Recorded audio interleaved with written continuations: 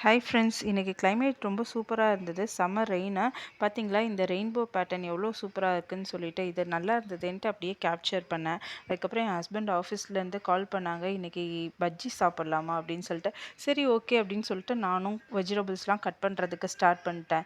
என்கிட்ட வாழைக்காய் இல்லை, ஸோ கத்திரிக்காய், பொட்டேட்டோ அண்ட் ஆனியன் அதை கட் பண்ணிட்டு இருந்தேன். அப்போ என் ஹஸ்பண்ட் ஆஃபீஸ்லேருந்து வந்துட்டாங்க. நானும் உனக்கு ஹெல்ப் பண்ணுறேன்னு சொல்லிட்டு ஓகேன்ட்டு அவரும் களத்தில் இறங்கிட்டாரு. கடலை மாவு, கொஞ்சோண்டு கா காரப்பொடி, சோடா உப்பு அண்டு சால்ட்டு எல்லாத்தையும் போட்டுட்டு திக்கான கன்சிஸ்டன்சியில் மிக்ஸ் பண்ணிவிட்டு இந்த கட் பண்ணி வச்சுருக்கிற வெஜிடபிள்ஸ்லாம் போட்டு எடுத்தாச்சு.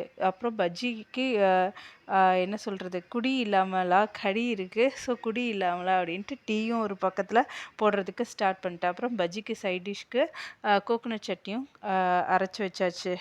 சூப்பராக இதெல்லாம் போட்டு சாப்பிட்டு ஈவினிங் ஸ்நாக்ஸ் முடிச்சாச்சு. இந்த வீடியோ உங்களுக்கு பிடிச்சிருந்தா லைக் பண்ணுங்கள், ஷேர் பண்ணுங்கள், கமெண்ட் பண்ணுங்கள்.